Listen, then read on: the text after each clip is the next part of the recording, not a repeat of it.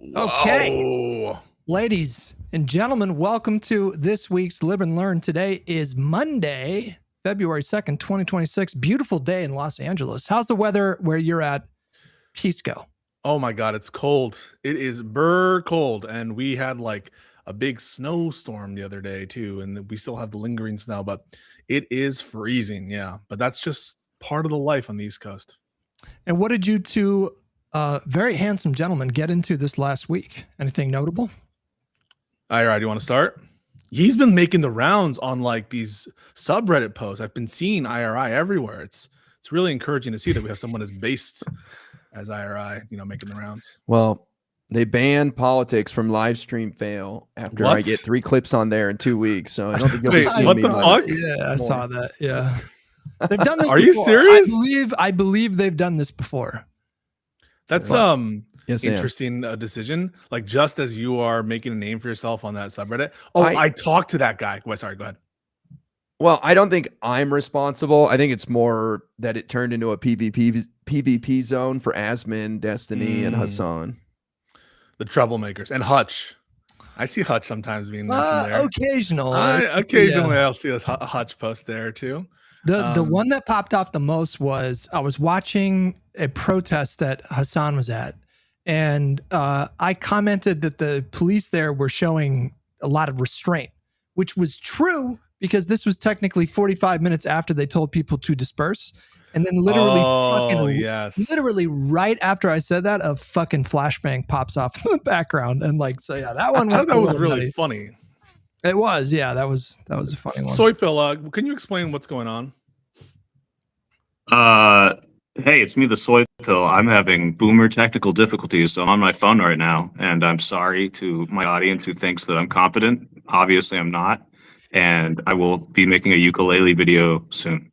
Is there a way for you to change the stream layout to horizontal or portrait instead of vertical? Because That's a good question. I think by phone it has defaulted this for you guys because you invited me on as the young new member and then gave me permissions to host and start all live streams for some reason. So I blame you, and I take zero responsibility.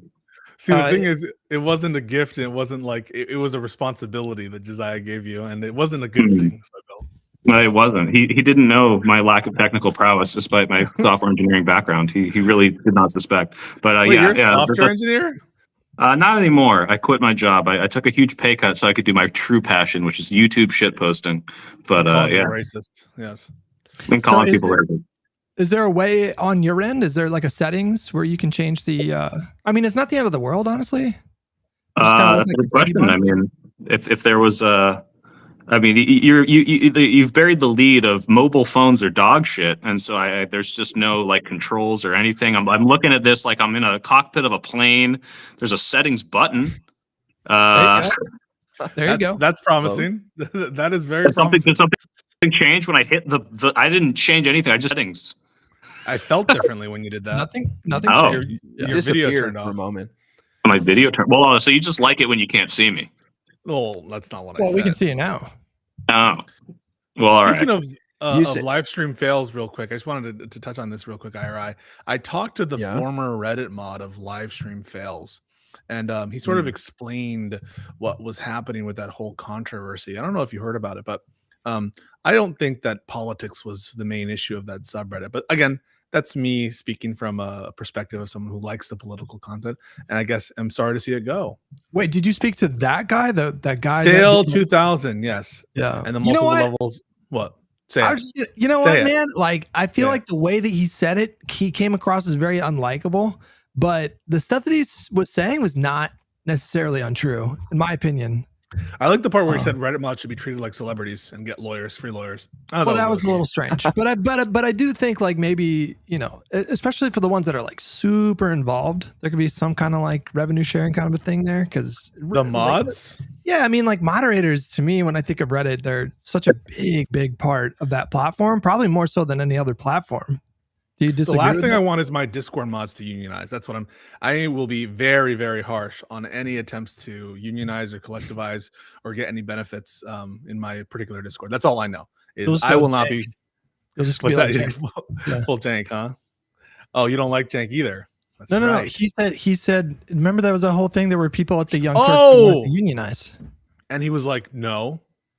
I don't know what happened, but he was very much opposed to it.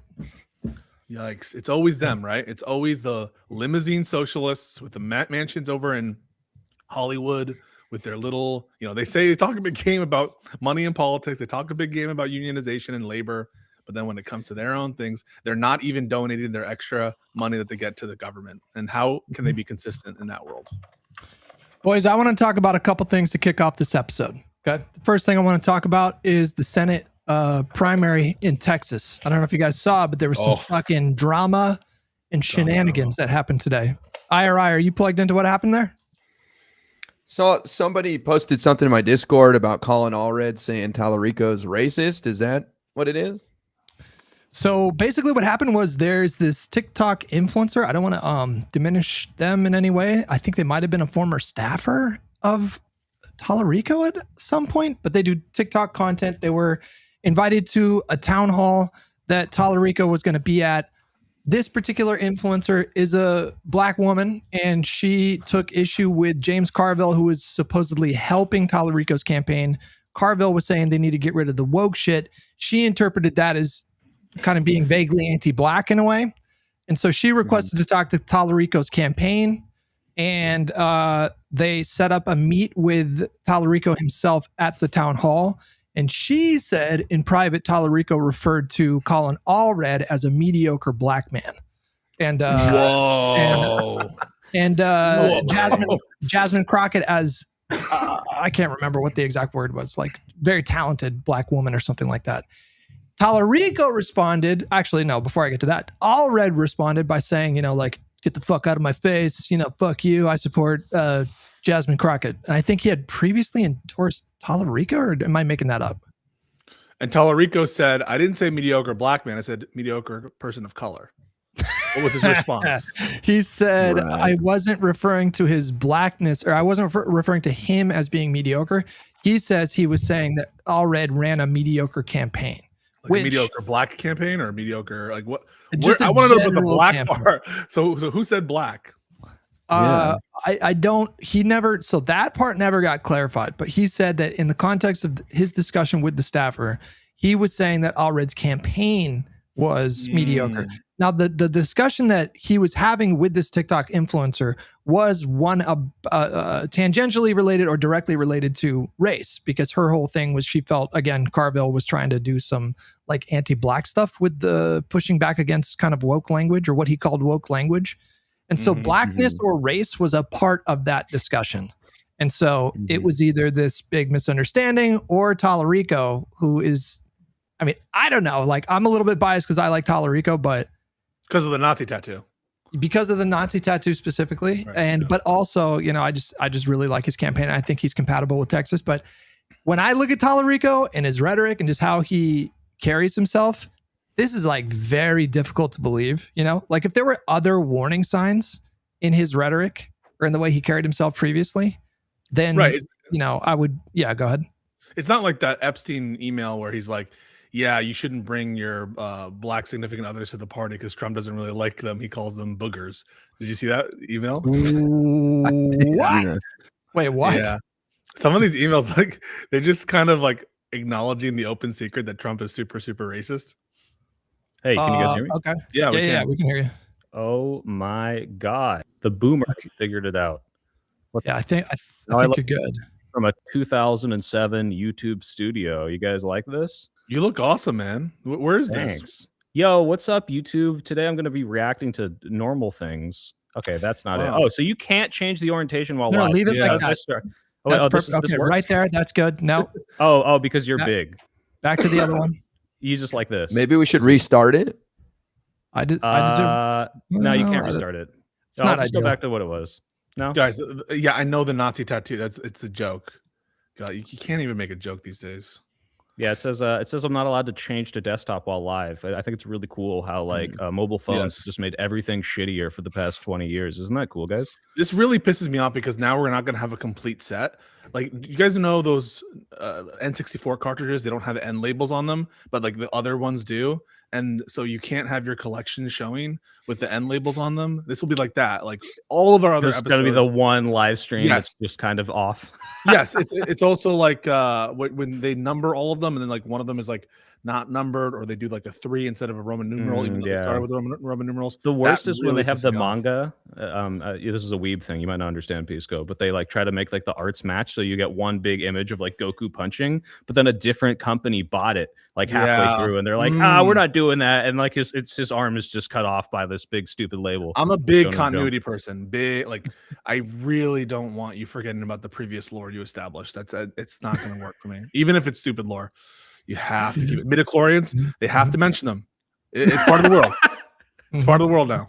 Did you know the original plan for 7 was George Lucas was going to have the Jedi like go inside like almost like the Fantastic Journey and like talk to the midichlorians, like the Wills, I think they're called. Can you believe we would have got that if Disney hadn't given us? Wow, so amazing. Cool. I want more prequel schlock. All right, should we talk about politics now? All right, so we're all here. Yeah. Back to what Hutch was saying. Yeah. So, Iris, what the fuck are you talking about? So some TikTok creator seems to misinterpret it, or there seems to be a generation gap there that's causing a disconnect between her and Tallarico's campaign, I guess. I don't know. I don't know. What do you think in the end, based on everything you've read? Did he say that shit about Colin Allred? I mean, like I saw the allegation when it came out, and it was just like, this is so difficult to believe because that kind of language is typically like when we talk about like mediocre white men, that was like the language of kind of like the peak wokes back in the 2019, 2020 era. That does not sound like something, like a 35-year-old like Baptist minister / politician / teacher would say. And so I was skeptical of it, but like you never know, I guess. I'm not going to get super attached to white Baptist ministers would never be racist. Well, I don't know if he's Baptist. He might be Presbyterian. But do you guys understand like where that phrase kind of comes from, and like who's saying it and why? Like in the peak woke era, which phrase? It was about mediocre white man. Yeah, like, it wasn't. The idea is like people of color who were discriminated against see people who otherwise shouldn't have jobs that are accelerated into greatness, kind of failing upwards only because they're not detrimented by the system, right? Like that was kind of where it comes from. But it kind of began to be used much more broadly, like around that time. Oh, sure, like yeah. It would just be thrown at like every white guy, right? Right. Yeah. Exactly. And so the idea that he would have said something like that is like, to me, I was a little incredulous at, but I think it makes more sense because that's where my mind went to, is like, was there some kind of miscommunication? Was she saying that, like, I even thought like, was Tallarico saying that Allred himself was mediocre in terms of, or his campaign was mediocre? Because they were. I mean, I think he's run a couple different times in Texas and didn't really do well in either race. And so that just makes like so much more sense. But yeah. Well, I as somebody who's on TikTok a lot, if it is a TikTok creator, they are way sensitive on TikTok, where, this is where the whole microaggressions drama came out of with Dean and the Unfuck America tour. So I could see some content creator on there going way too far with just like a slight comment that they took out of context or something.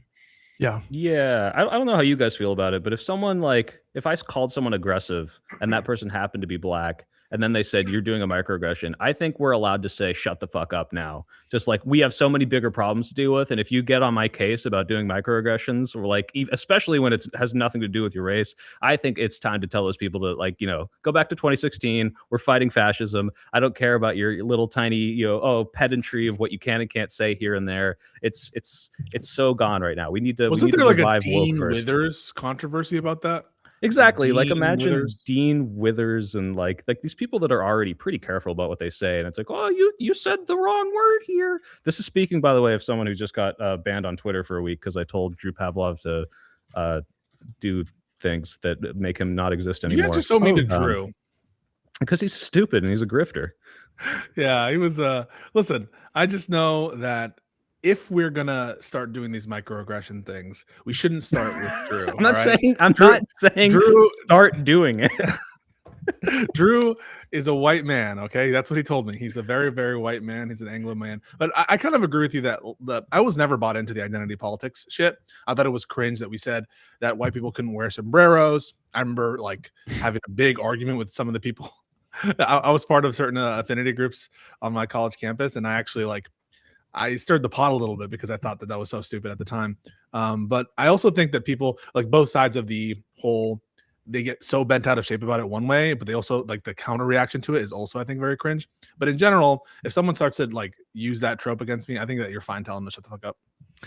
Well, I think it's died down quite a bit from the peak. It seems like a lot of people got really frustrated with how kind of, I don't know, policey those people were about language. And so, you know, we're in a new kind of situation now with where the culture's at. But, you know, I do wonder if this is going to have an impact on that race.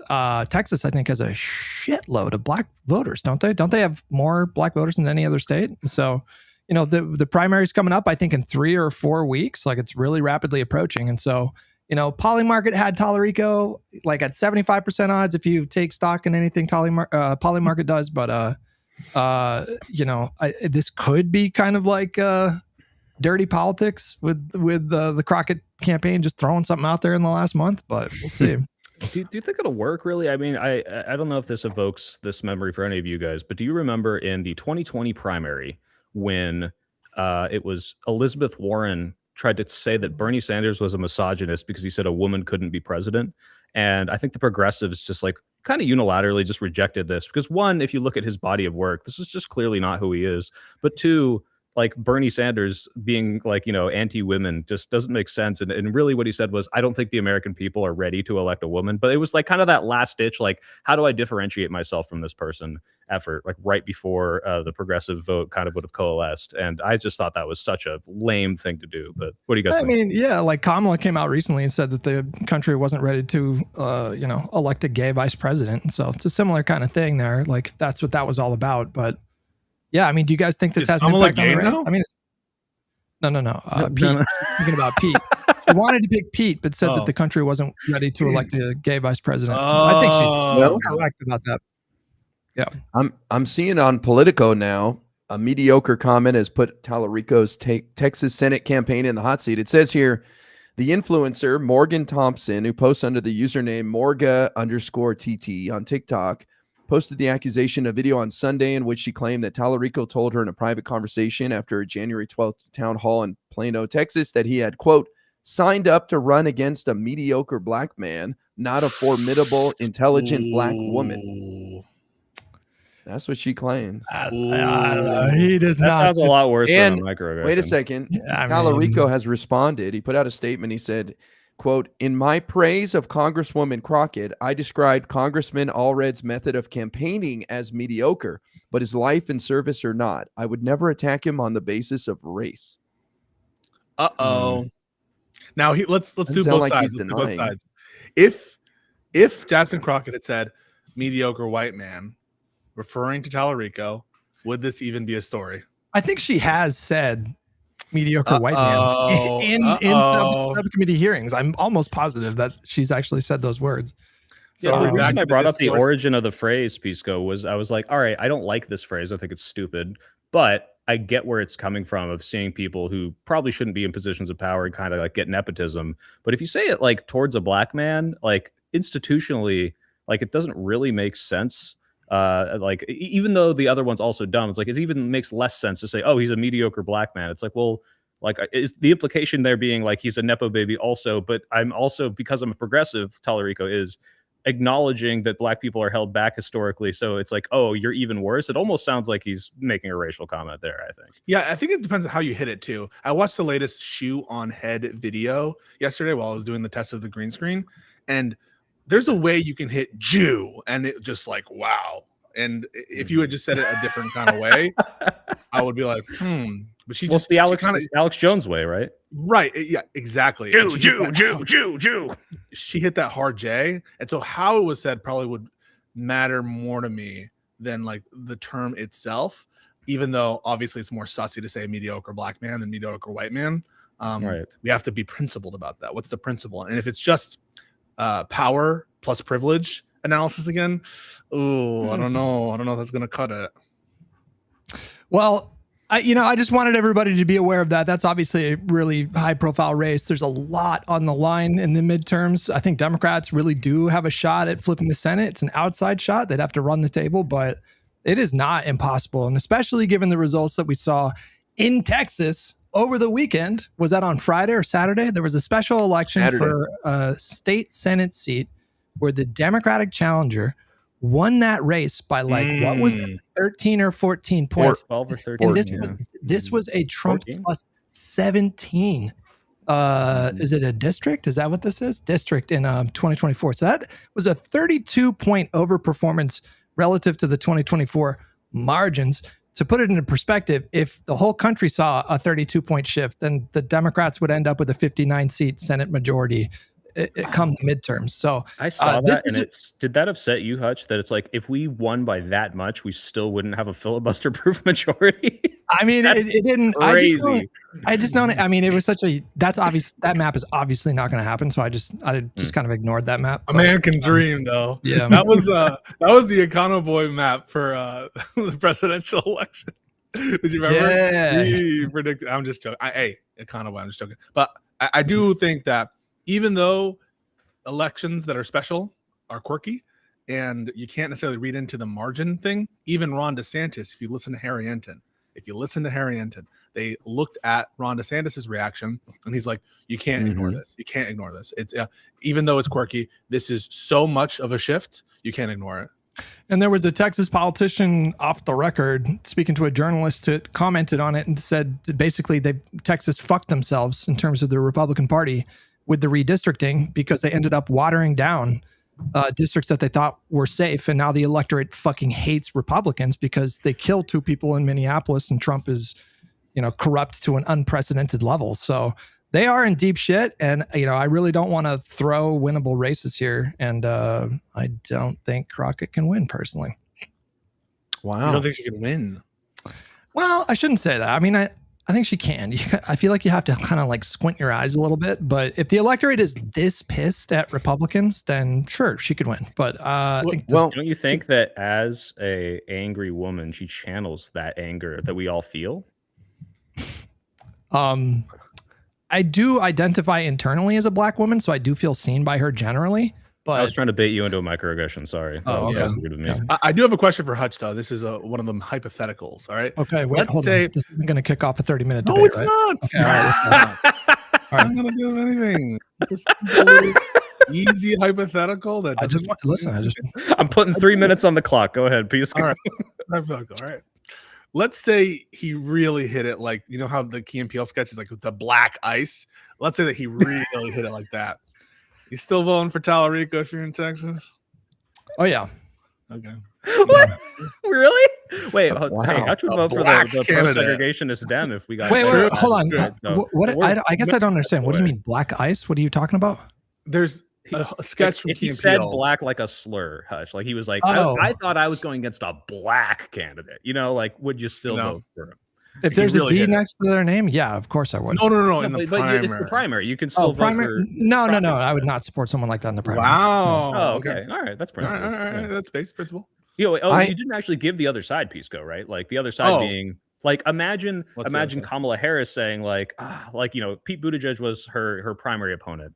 And then all of a sudden Pete Buttigieg steps down and you get this fucking powerhouse Obama-like figure. And she says, oh, I thought I was running against some small town mayor gay candidate, and now I'm running against this powerhouse fucking Senate orator, right? Like, I think that's how he meant it, probably. I'm going to say something controversial, all right? And I'm going to put up my liberal surrender hands. I'm surrendering, all right?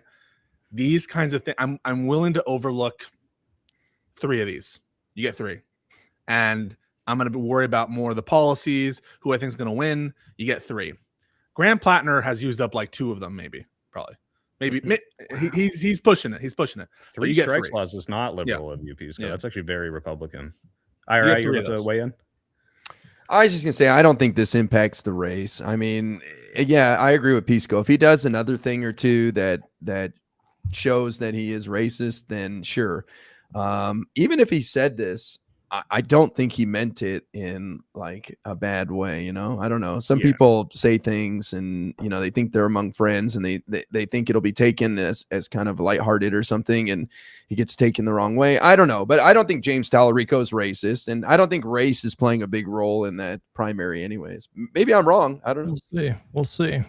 Well, boys, there's a lot to talk about. I mean, do we get into the Epstein files right now, or do we save it for later? I mean, there's like four other things. There's so many Epsteins. It's fine. We can cover it quick.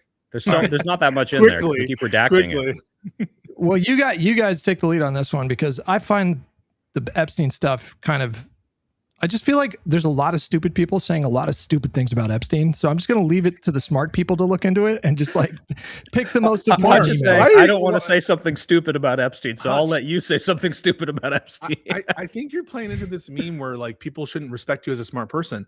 They should respect you as a commentator who knows about the discourse and is not stupid. Like, I don't no. I mean, I'll leave it to the smart. I'll leave it to like smart people to do the work of looking into the emails and then pick the most important stuff, is what I said. Yeah, but you're a smart person. Okay, other smart people. Okay, there you go. Condemn Jeffrey Epstein, yes or no, Hutch? I do.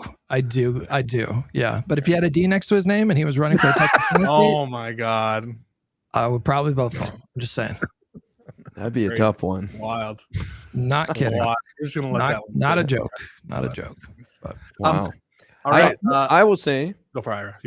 I think the funniest thing. I shouldn't say funniest thing, but the wildest thing to come out of this is Elon Musk trying to lie his way out of begging to come to parties on Epstein Island. Jeez. Yeah. And his daughter. Did you see his daughter came out and confirmed that she was on? Did he take her to the fucking island? Did he literally take his daughter to Epstein Island? Is that what No. I think what she's confirming is that he was in the area as per the emails. And I don't think she needs to really confirm it anymore, because he came out and said, yes, all these emails are valid, by saying, well, clearly, if you read them, like, I didn't go to the island, which actually does seem to be the case, which kind of makes him like more of a loser. Like, even the pedophiles don't want to hang out with you.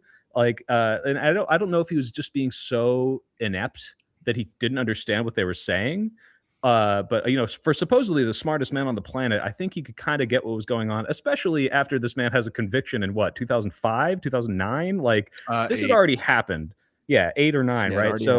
So like after that, to be begging to come to the wildest parties and to have 3 foreign people who have to show their passports visiting at your facility, like. Yeah, you don't really get to play stupid and say, I had no idea what was going on, and I never wanted to go to the island. This is so bad for him, and yeah, I can't believe he tried to ignore it all day, and then he was like, oh, actually, it's not a big deal. I think it's funny that IRI starts there, because I do think that even though it's kind of like a joke or whatever, because it's a specific contradiction, I think that it's correct that there are bombshells that are coming out of these releases. There are. Don't let people tell you that they're not. A lot of it relates to metadata, the when, where, and like who to who, like who's sending messages to Epstein when, and who's contradicting statements they said before. Is there a basis to think that Lutnick lied about that? Elon, Trump himself, with some of the emails that are coming out. So that's one of the big bombshells, is we now have confirmation of, at a bare minimum, some lies from very prominent people. Number 2, we have now, I think, significantly more smoke for some particular theories, but I will stress, not yet, in my opinion, smoking gun for some of the most, like, I would say, embedded theories in some of these different subgroups. That is to say, there are a lot of communications between former Israeli prime ministers and Epstein, and some that bear on, for example, Palantir and Peter Thiel and Andreessen Horowitz. So there's a lot, you can tell that there's communications and knowing connections in these ways. However, if you just let the connections themselves and the metadata run wild on your imagination, it could lead you anywhere. So I want to caution people that bare allegations, for example, of Trump, you can't establish that they're true yet, right? And also that the mere connections don't show the overall systemic nature of the alleged conspiracies. And so what we should be demanding is more transparency, Inspector General report, or a special counsel report that explain, wait, did you follow up on these connections? What did you do? Did you actually go and try to interview Peter Thiel? Did you try to go interview Ehud Barak? Did you try to talk to these people? And then we can see, all right, are they still hiding stuff from us? And are all the smoking guns part of the redactions that have been, as of yet, not sort of publicly disclosed? Yeah, Pisco, on that, I mean, IRI, you said the funniest. I think the funniest thing to come out of this, and it is the worst part of what you're describing, Pisco, was people seeing that Mamdani's mom was like in a correspondence. And just because you corresponded with Epstein does not mean you're on the Epstein list, right? Like, this person was a wealthy, connected person talking to thousands of people. And so the new conspiracy, just like the Justin Trudeau is Fidel Castro's son, is Mamdani is Epstein's son. You can draw that conclusion if you're stupid and you just like grazed over the emails. Yeah, so, there's a lot of that. You got to be careful with this. There's a lot of that going around. I appreciate, Pisco, you framing it the way that you're doing, because most of the people, I feel like the creators that are covering this, I feel like are just fucking. To me, it's just so scummy, because there are like very real victims involved here, and like it's broadly like not funny, but people are taking any kind of reference to someone's name or any kind of allegation whatsoever and taking as that proof to mean, of culpability of the worst. Yeah, they're part of this like cabal of like pedophiles. And it's really, really important to stress that like there's plenty of corruption now that's been shown in terms of the cover up, in terms of how they approach it, proven lies. I think that like Bondi should be impeached, or there should be impeachment hearings over this. I think there's plenty here for us to allege, and plenty of smoke for us to be like rightfully demand more answers. Here's the problem though. I'll give you an example. This guy, DC Drano, you guys know this account is fucking stupid. He's one of the assholes that like lifts up these Epstein binders. He retweets and promotes this notion that, wow, we now have confirmation that Epstein was close to Robert De Niro and Jane Fonda. Right? And you read the actual email. He's produced it, and it's not at all from Epstein. Like the from is from this publicist who says, like, I met with De Niro and Jane Fonda is my new best friend.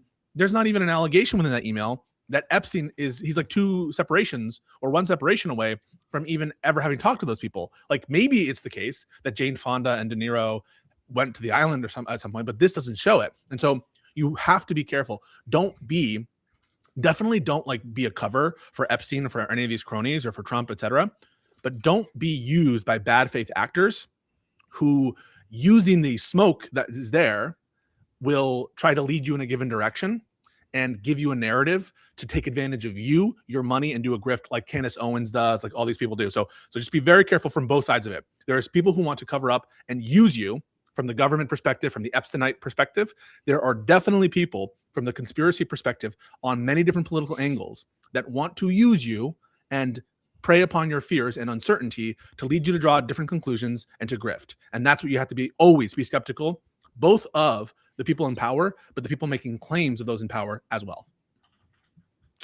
Yeah, it's the same with the P. Diddy stuff, where like, P. Diddy threw a lot of parties, and I'm pretty sure most of those parties were not the freaky, sex cult stuff. So anytime it's like, oh, you went to a P. Diddy party, like you're a horrible, terrible person. It's like, well, that might have been his like Christmas party where he just had all the celebrities over and they hung out and had drinks, and not the freak offs where he had all the people, baby oiled up. So as much as it is fun to run away with the conspiracies, like we're still trying to make the connections. That said, again, if Donald Trump is innocent, he's doing a lot of weird stuff. Yes. No. I'm fine saying that. I think that there's something that's being covered up. The one thing I'm trying to say is, for any of the particular pet theories, I'm not at a preponderance of evidence yet. And frankly, not even close for some of the allegations. And that includes that Trump specifically abused children. I'm not there yet. Would you let your 12-year-old daughter hang out with Trump? Yes or no? No, I would not. Yeah. So it doesn't matter if we can find a criminal conviction. What matters is this looks really, really bad. But that decision is overdetermined. Soybill. But no, I see what you mean. Yeah. I mean, this is a hell of a 1-2 punch with like the two shootings in Minnesota, the subsequent like protest movement that sprang up, the grassroots movement that sprang up in Minneapolis, just the plunging popularity for ICE. And now, Trump, I think, was in 35,000 of the emails was the last count that I saw of the most recent batch. And so I just feel like right now it's just like devastating for this administration. So it's no wonder, and this is a good segue, it's no wonder that Trump is going on fucking, what's his name? fucking the podcast guy, deputy FBI director. He went back to podcasting. Oh yeah, he went on fucking Bongino's podcast. He went on Bongino and said the fucking the Republicans should just quote take over the elections in like 15 states or something like that. And then on top of that, we had this FBI raid at Fulton County, where they seized how many voting machines? Still trying to relitigate 2020. Yep. And DNI, the director of national intelligence, Tulsi Gabbard, there's reporting that came out of Wall Street Journal today that she was at, I mean, we knew she was at the raid, but she was not only at the raid, but she put President Trump on speakerphone to the FBI agents who then, Trump then told them, you're doing a great job. Yeah. What did he say? This is fucking bananas that a president is like calling into an FBI raid and asking for, minute to minute updates. And, I don't know how much, I mean, like, there's a lot of dooming going on about like rigging the midterms and stuff. I don't know where you guys are at with it. IRI, how do you feel about all that? Are you concerned that he's going to fucking steal the midterms? Well, my line is they're going to try. Absolutely. I think they're going to try, but I think they're going to fail. These people are incompetent, and it's going to be too big to rig, and we'll be fine, but they sure as hell are going to try. What I think they're doing, to me, the most alarming thing was Tulsi Gabbard there for sure. And because she deals with intelligence, which is nothing domestic at all. So the craziest thing I read is that they're going to pardon Maduro and get him to say Venezuela rigged the 2020 elections, and they'll like insert some ballots. Plausible though. That's so fucking plausible though. I fully, anyway. It's just so stupid. It just might work. I just don't think. Yeah, go ahead. I just don't think it's going to change the outcome of the elections. People are going to vote based on affordability and their finances. They don't give a shit about past elections. Well, IRI, the idea is that we're past the power of voting at that point, and you might see suppression of the vote that is so strong that they win the election. Like if they literally nationalize elections in states and like have control over where people are voting, like it's taking all of the Republican voter pressure suppression tactics and like hypercharging them in the last minute before the midterms. I think that's more of the issue, not whether or not the Venezuelan narrative becomes the reason people vote more Trump. I think you're right, that wouldn't change anything because they already believe it. Most of them do, at least, right? So it's more of like, how can we suppress the vote? What if we put ICE at polling stations and scare people away who are valid to vote, not illegal immigrants who can't vote, but people with families that they might be worried about? What if we close down polling stations? What if we, just intimidate voters, period? Like what if we shut down mail-in voting? Like those are all things that I think are on the table of things they're going to try, like you said. And that does concern me. Yeah. Pisco, speak to I have a white pill. I'm white pilled on this. Okay. I was waiting for you to, I'm waiting for you to jump in here. So first off, I think IRI is correct that they're going to try shenanigans. I think everyone should accept that. And none of what I'm about to say means that they're not going to try. I don't know if they'll do the specific Insurrection Act style thing that people are warning about, but I think that he's going to invoke the Insurrection Act for some things, and I think that they're going to try to do some shenanigans. Here's why I'm white-pilled for a full set of reasons. I'll give you like 3 of them. First is a little term I like to call, I coined it, too big to rig, right? Too big to rig. It actually is difficult logistically to steal an election in the United States of America. We don't have a unified system of voting. The initial regulatory power is in the hands of the states, and they farm that out to local counties and stuff. And it actually is a bit of a logistical nightmare to do it. And so IRI's point about them being too incompetent is well taken, because not only are they incompetent and they have leaks all over the place and they do things that are stupid, they also have a very tough task ahead of them to try to rig. And the different kind of like funnel points, the points at which there are certain places where you could try to target, those are easily monitorable. You can monitor them more easily, and we can know when shit's happening. And if, as Democrats are doing, going out with their votes in these special elections and showing up for a lot of these protests, if we all keep an eye and keep recording and keep looking, too big to rig. Number 2, I actually think, and I've said this before. Can I jump in before you get on the second point? Because I have a point. I mean, we look at times where elections have been close, right? Like, yeah, obviously, if you swamp the vote so much that like all suppression is drowned out by the overwhelming Democrat voices, sure. But I mean, like, imagine the Brooks Brothers riot back in 2000. Like, that was enough to say, okay, well, now we've got the Supreme Court and Jeb Bush giving me the election just in this one district because it was close enough, right? Like, it doesn't take every single election in every single state to be stolen. It's, hey, if we suppress it enough in key areas, like, it won't matter that you have the advantage. We're eliminating what advantage would have made you win, right? That's still possible, right? Yeah, no, when I say too big to rig, I don't really mean like just vote so much that doesn't count the fraud. I'm not talking about that. I'm being funny. I'm just saying, like, the system is so spread out and diffuse that the system is bigger than any one stopgap. And we can monitor where interference happens much, much easier. And that's one of the reasons why we're fairly confident this Georgia shit. I think it's I don't have any reason to believe that they'll be able to find sweeping criminality with respect to the 2020 election, is because it's actually hard to hide this kind of stuff. That's what I mean. And then when we do find out that there's fucked up shit going on, I think we're activated enough as a base to go out and meet it on the streets. Go ahead, sorry, you want to interject? Well, IRI, you mentioned incompetence. I think it's a mixture of incompetence and corruption, because what's happening right now within this administration is Donald Trump is, handing down these edicts to his cabinet members to specifically, like, go after specific people or go after, like, this specific location in Fulton County. And he basically, I think, thinks that he should just be able to manufacture criminal charges or, legit claims of actual voter fraud. And he has surrounded himself with people that are just utter sycophants. All they care about is advancing their own career. And so they're trying to placate him but with these, like, various charges and other tasks that they're doing. But they're running into the girthy protections of the United States, like, Constitution. And so it's actually not that easy to just criminally indict someone. So they've fallen on their face so many times now. It's kind of ridiculous. They fell on their face and humiliated themselves with the Comey stuff. Letitia James, like, wasn't it 2 judges that threw out the possibility of her going to trial? He actually doesn't have the authority whatsoever to just say no mail-in ballots, or, we're going to take over this state's voting. Yeah, legally system. He's cooked. Legally he's cooked. Yeah, the Constitution's pretty clear about, like, the states have the right to conduct their election systems as they please. And on top of that, he has such he has completely dried up all of his political capital. So if he were to, for example, say to some red state or county or whatever, like, the feds are going to take over this thing, maybe if he was like 60%, 65% approval rating, people were kind of getting behind his agenda, like, maybe they would do something like that. But even then I have doubts.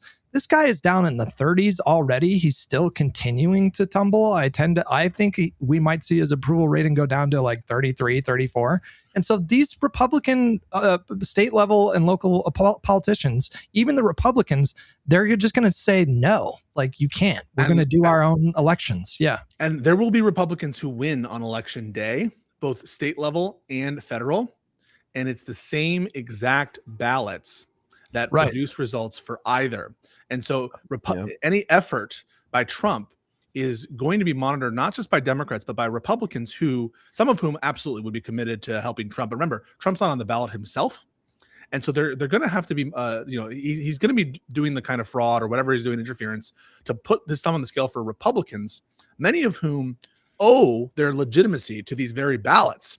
And calling them into question is going to introduce a lot of legitimacy concerns for the very Republicans who, in many cases, are monitoring. That's one of the reasons, for example, that people in Georgia, for example, Raffensperger and Kemp, right, as the governor, that their victories, in spite of what happened in 2020, et cetera, was a vindication for them. And they didn't want to downplay it by saying that there was massive fraud there. And so that's another institutional structural benefit for Democrats, in addition to logistical concerns. And he's cooked legally. The concern isn't legal, because everyone kind of grants legally he's cooked. It's, will he do something in spite of the law? And that's what I'm trying to address. I think, Guy, you mentioned potentially sending ICE agents to polling stations. And I've heard this thrown around a lot.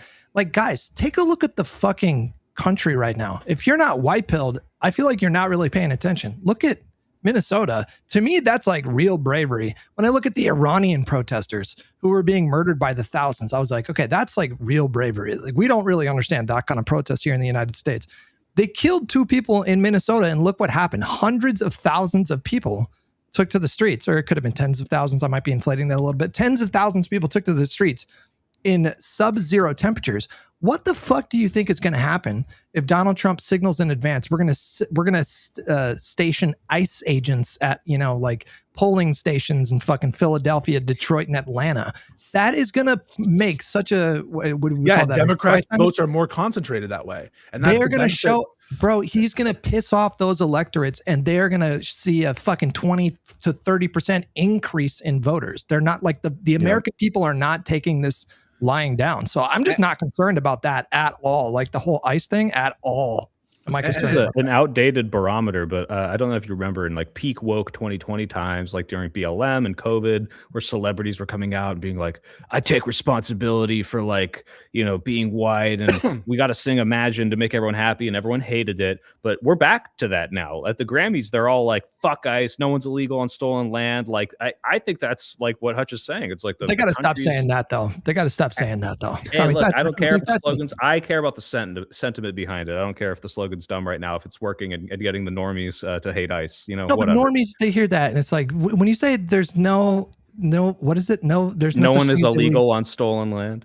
You're doing I think it's a silly you're doing two things. You're number one, you're saying that America itself is illegitimate, and number two, you're basically saying that America cannot enforce its borders, which is fucking stupid. Don't purity test us right now. This is the IRI coalition we need. It's dumb.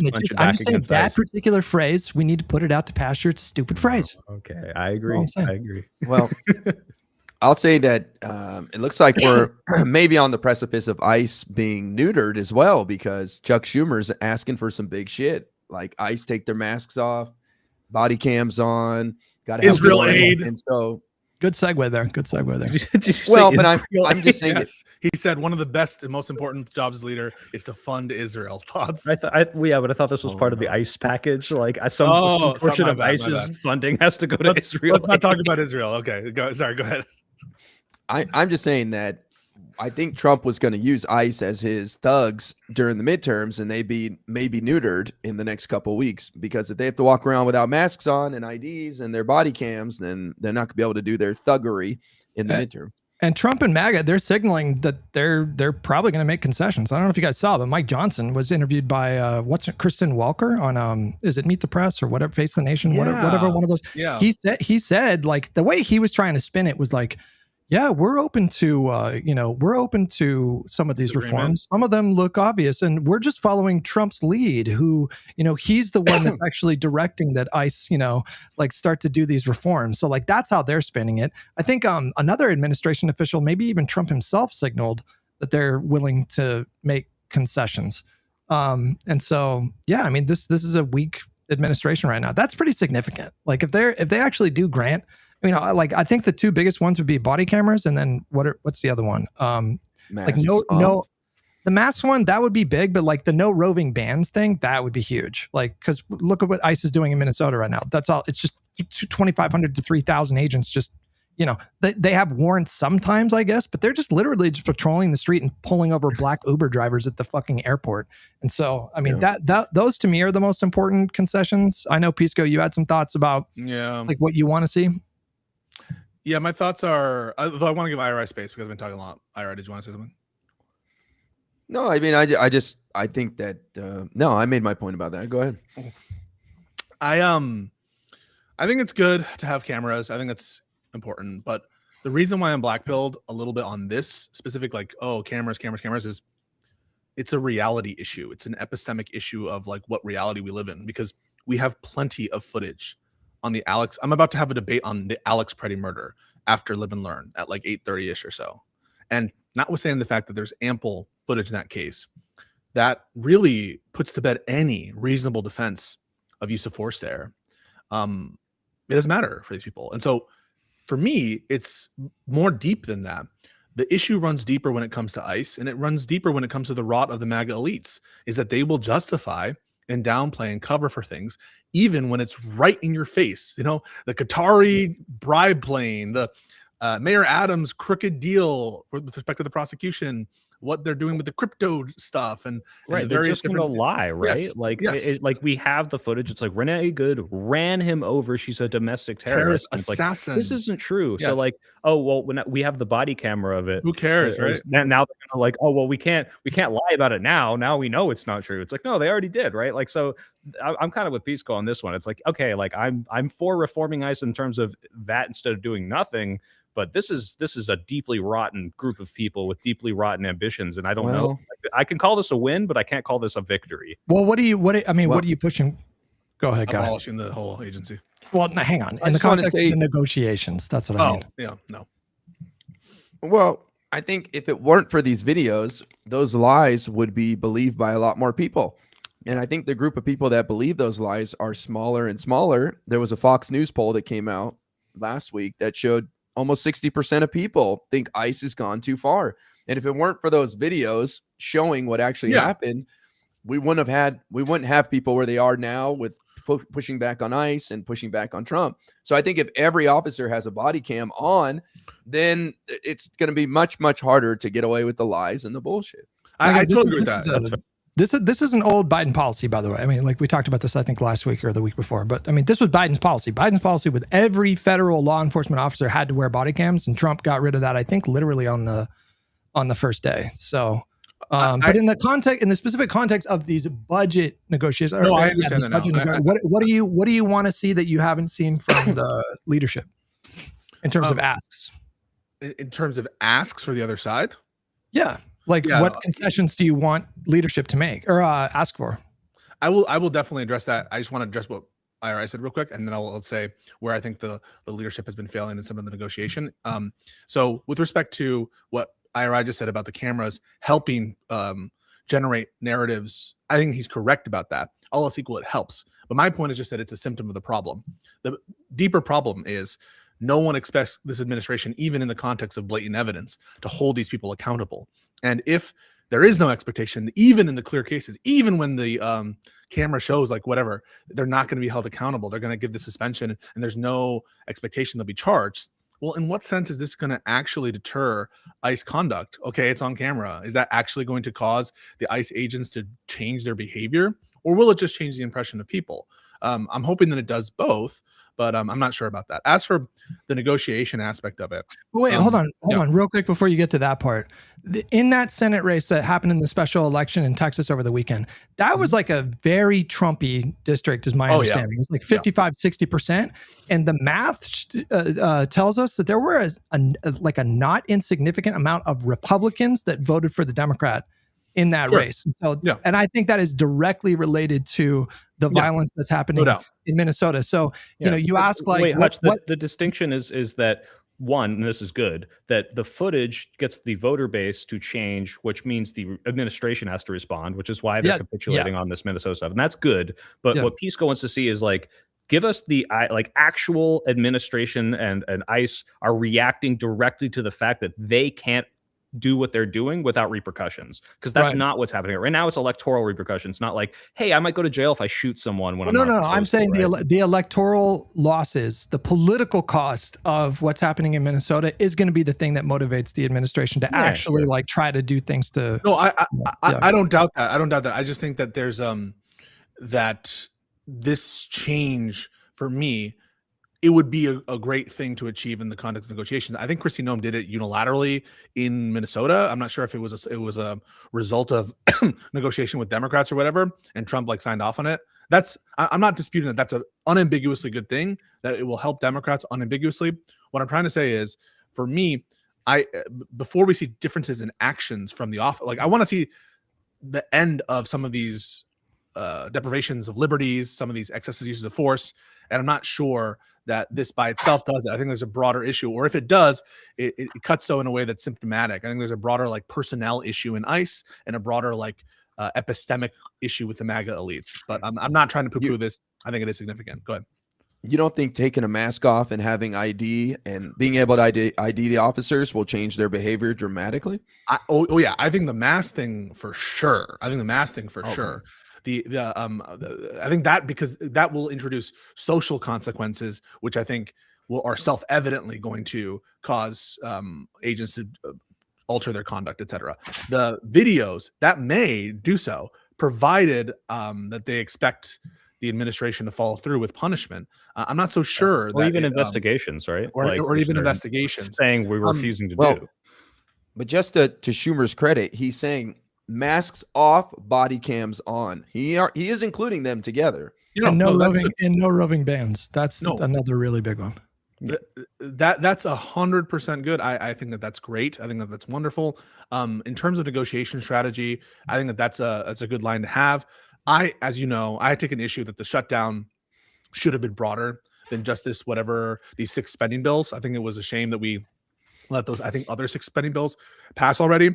And my strategy on like the overall budget negotiation and the government shutdown has to do with like the broader calamities the administration is doing and giving up Democrats points of leverage more broadly than just the specific issue of ICE. On the specific issue of ICE, I mostly take issue with not fighting harder on the specific allotments to ICE. I think they should try to shift. They should negotiate to shift some of that money away from ICE and DHS in the immigration enforcement context.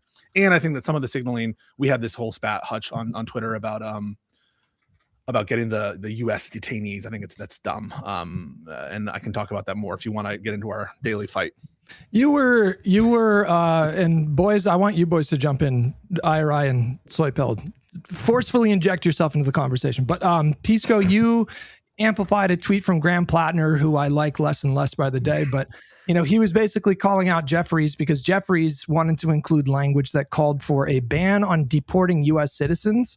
And I felt that Plattner had a very knee-jerk response, which is like, what are we doing? This is so stupid. This is already illegal. This is just looks like nothing but weakness. And I feel like if you just fucking thought about it for like 2 seconds, then you would understand that this is actually, I think, a pretty savvy move, because by including that language, even though, it is duplicative and it's already illegal to deport U.S. citizens, obviously. But when you include that language in the concessions that you're asking from the other side, the media is going to cover that. People are going to pick up on it on social media. There's a lot of people in the country that have not been paying attention to the Trump administration, but are paying more attention now because of all the stuff that's happening with Epstein and ICE in Minnesota. And a lot of those people are going to be made aware of the fact that this administration has deported U.S. citizens, including a fucking 5-year-old girl just like a month ago. When was that? I'm not sure. So this is not about like, it's not about like, it's not a serious proposal in that it's going to really change anything, because again, there's already laws on the books, but he's raising awareness of an issue that is really unpopular with American voters. I don't understand what the problem with that is. Yeah, sure. Wait, let me give my interpretation of this as someone who agrees with you, Hutch, because I think this is politically viable. What I see in this knee-jerk reaction, and this is not to defend Plattner in general, because again, I also don't like him the more I see now. Not his politics, just the way his judgment is. But the idea is, time and time again, we have seen Democrats do some kind of policy like this and then kind of brag and tout this as a win when the policy itself hasn't, as you said, changed anything. Obviously, this is a politically good strategy if you're going to force the Republicans to say, no, we don't want to vote on that for whatever reason. But if you're going to come out after it passes and be like, look, we did it, guys. And it's like, great. There's a bigger problem here that you haven't addressed if that was the only thing they did. And so he's kind of reacting to that as like, oh, they're going to do it again. They're going to pretend like they won after they really didn't change anything. But it's stupid, but I get it because Democrats have done this in the past and it's frustrating. Republicans have done this. Yeah, like Trump says in California, you can have an abortion after the baby's born and smother it to death. So they do the same bullshit, and I don't have a problem with it. I think it's savvy as well. Yeah, so this is my issue with it. First, I want to say I'm not a Plattner stan. I've called him out on his lies for the tattoo. I didn't like what he had to say about impeaching judges on the Supreme Court without any. We know you're not a stan. Well, actually, he gives them 3 strikes, right? What does he have, 2 already? He's still not on your shit list. I'm just not impressed. I'm not impressed. I haven't been impressed so far. That said, I have problems with Mills for other reasons, and I just like. I'm not trying to come at this from a perspective of, I love everything that Plattner does. That said, this is what it would take for me to be okay with what Jeffries did there. And maybe this is the plan. If he said something like this, we want to make it a crime to wrongfully deport a U.S. citizen. We want to give a cause of action for civil damages for U.S. citizens who are wrongfully deported. which is oftentimes very tough for you to be able to have a remedy for these kinds of deprivations from the federal context. In the context of state deprivations, there's this thing called the 1983 action, but it's a lot harder in the federal context. And so all you would have to show for me to be like completely moved to the other side is that you were trying to add to the array of remedies available for people who are wrongfully deported U.S. citizens under color of law. Here's my issue with it. The first is, unfortunately for Hutch, an internal critique of your position that you just laid out, and then I'll give you my active view. This is exactly the rationale of people who say Joe Biden should have fought harder on some of these issues that he was never going to get, or it would have been just useless posturing or signaling. That him staking out a position on this will have the effect of raising the temperature, raising awareness of how unreasonable the other side is being, and therefore, even if there's no tangible benefit from a legislative perspective on X, Y, or Z, he should raise it just to like raise the consciousness of the American people, and in so doing, it will give him more political leverage. And you rejected it then as a let me jump in and address that though. Biden was in power at that time. That's the difference. We are out of power, and so this would be a method of raising salience and awareness of an issue that is like really unpopular for this administration. So I don't think it maps quite one-to-one in the way that you think. The reason why Biden, getting caught trying on $15 an hour is not a good idea is because that had no chance of success. So what are you doing? You're just highlighting failure. And I just don't take these people at their word, like the Vanguard, who say that they would have, they would have liked it if he would have done that. If he would have done that, they would have just called him weak anyways. They're just lying about that. Well, I don't want to take a view about whether they're lying or not. I don't think that that's relevant to the point I'm bringing. The point I'm bringing is internally you. I think that you, if you view this as somehow different because, well, Biden's in power. And so any kind of effort he makes with respect to something he's not able to do, namely in the context of the Manchin situation, raise the minimum wage, is futile because he's in power. And so he'll be blamed for the failure or something. I guess I don't actually know the distinction there. It's just, it's different, but I don't know why that matters to the analysis. It does seem that you can grant that there are times in which raising overall consciousness about a given issue is worth it, notwithstanding the fact that you aren't going to get any tangible benefit of it. And I never said that was universally. No, I never said that was universally never like possible. I never said that. But in the context of the minimum wage fight, you're like, it's not worth doing this because, and I want to say, well, why? They both don't have any sort of effect if you're not going to move Manchin on it, and if you're not going to be able to like change the nature of the law in this context when you're out of power. But you lack the power in both cases. No, but it's already illegal. The point, I think, of Jeffrey's move was twofold. Number one, again, you're making potentially millions of Americans aware of the fact that Donald Trump is deporting U.S. citizens. And number two, you're going to force Republicans to vote no on that. Like, have fun with that in this climate, in a huge anti-ICE, anti-Trump administration climate. Both things are true of the example of the raising the minimum wage, in that it would raise awareness of the minimum wage fight. It would force an unpopular vote. I mean, that's the logic of the force to vote people. I'm not saying that I buy it in that context. There are things I can think of. It's not the same logic at all, bro. That's not the same. The force to vote, they're fucking fully delusional, because the way that they rationalize that was that, you get everybody on the record and then you just primary everybody who voted against Medicare for all. This is not like a serious proposal. It's just LARPy kind of fantastical bullshit. This is something that has like a very clear tactical advantage, and it's trained at our opposition.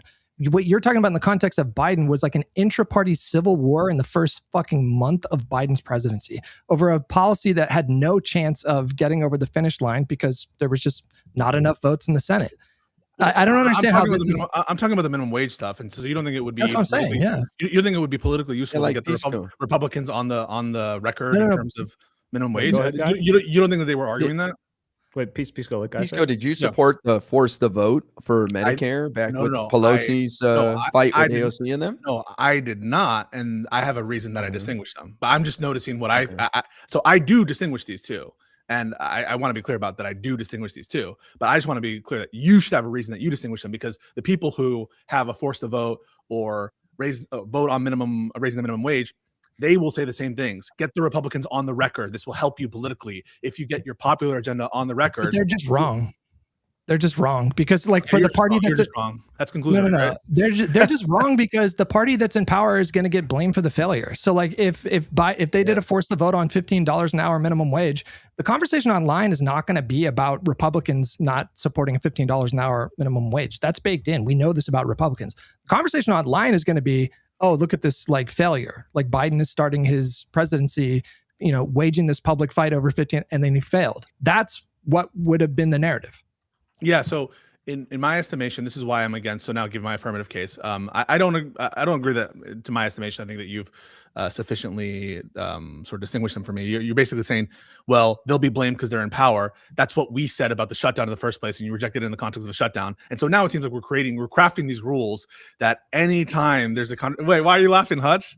Because you're connecting all these things as if they're, like, perfectly analogous or even, like, vaguely analogous, and they're not. Like, you're just... I think that the rules are kind of crafted for the given situation. So in one context, of course, the party in power is going to get blamed for every bad thing. They're in power. But then all of a sudden that logic doesn't turn on in the context of, like, a signaling vote. Well, in the context of where, your party's in power, then you will be blamed for the signaling vote, even if it's popular or something. Do you disagree? Hutch, Hang on. Hutch, before you respond, can I give just like an example of this? I think IRI actually mentioned it. There are a lot of Republicans signaling votes where they'll throw some stupid thing like it's like the Protect the Children Against Pedophiles Act, and it's something that, like, already exists, and, like, they're like, hey, we're not going to vote for this because you've attached some pork barrel crap to the bottom, and the thing that you want that's protecting children is, like, something that's already legal.